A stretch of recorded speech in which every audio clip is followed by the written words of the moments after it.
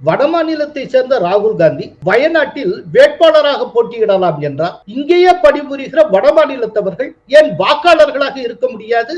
எங்க வடநாட்டு தலைவர்கள், வடநாட்டில் இருக்கக்கூடியவர்கள் எங்கு வேண்டுமானாலும் போட்டியிட முடிகிறது. வடநாட்டில் இருக்கக்கூடிய வாக்காளர்கள் எங்கு வேண்டுமானாலும் வாக்களிக்க முடியாதா? இத்தனைக்கும் அந்த வேட்பாளர்களுடைய ஓட்டர்ஸ் ஐடியை எடுத்து பாத்தீங்கன்னா அவங்களுடைய அட்ரஸ் டெல்லியா இருக்கு, இல்லாட்டி யூபியா இருக்கு. தமிழ்நாடு அட்ரஸா இருக்க போது, கேரளா அட்ரஸா இருக்க போது அது கிடையாது. ஆனால் அதே நேரத்துல தமிழ்நாட்டில் வாக்களிக்க போகிற ஒரு பிகாரிஸோ இல்லாட்டி யூபி காரங்களுடைய ஓட்டர்ஸ் ஐடி எடுத்து பாருங்க, தமிழ்நாடு அட்ரஸ் தான் இருக்கும். தமிழ்நாடு அட்ரஸ் இல்லாத ஒருத்தர் என்னைக்கு தமிழ்நாட்டில் வாக்களிக்க முடியாது. எல்லா மாநிலத்துக்கும் அது பொருள். பிற மாநில அட்ரஸ்ல இருக்கக்கூடிய வேட்பாளர்கள் இந்தியாவில எங்க வேணாலும் நிக்கலாமா? அதே நேரத்தில் அந்தந்த தொகுதியில் வாக்காளராக தன்னை பதிவு செய்து கொண்டிருக்கக்கூடிய வட மாநில தொழிலாளர்கள் அந்தந்த மாநிலத்தில் வாக்களிக்க கூடாதா? இது என்னது? வேட்பாளருக்கு ஒரு நீதி, வாக்காளர்களுக்கு ஒரு நீதியா?